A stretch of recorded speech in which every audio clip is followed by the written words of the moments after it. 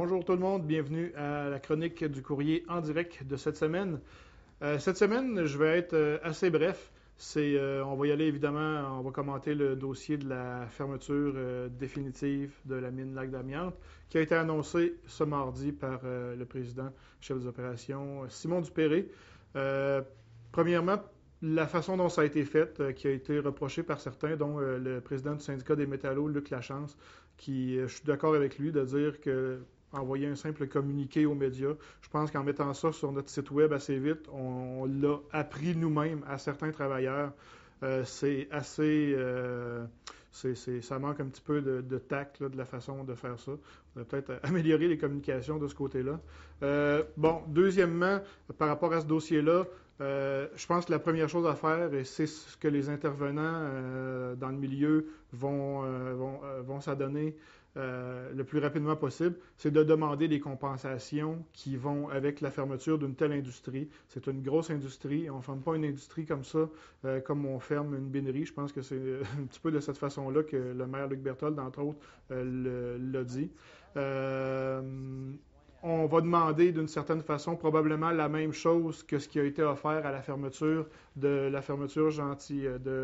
l'usine, la centrale nucléaire Gentilly 2 de Bécancour. Le gouvernement du Québec avait offert 200 millions pour ça. Probablement que c'est dans ces eaux-là là, que les intervenants du milieu vont aller faire leur demande à Québec. Ça va être un dossier à suivre. Il faut aussi parler des travailleurs qui ont été qui se retrouvent sans emploi. Le régime des rentes, c'est tout. Il y a plein de choses à suivre là-dedans, là, des dossiers importants.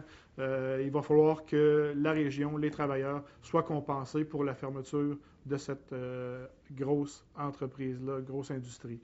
Deuxièmement, ce qui vient avec ce dossier-là, on ne peut pas passer à côté maintenant, ça va être la route 112.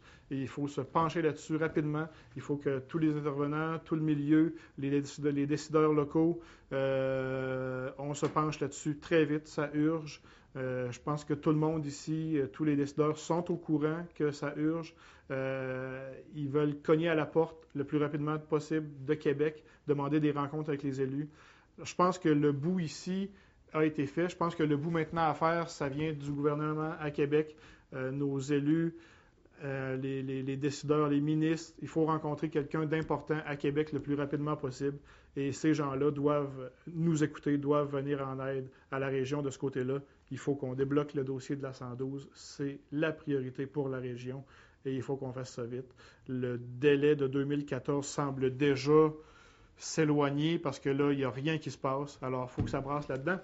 On va suivre ça et on se dit à la semaine prochaine.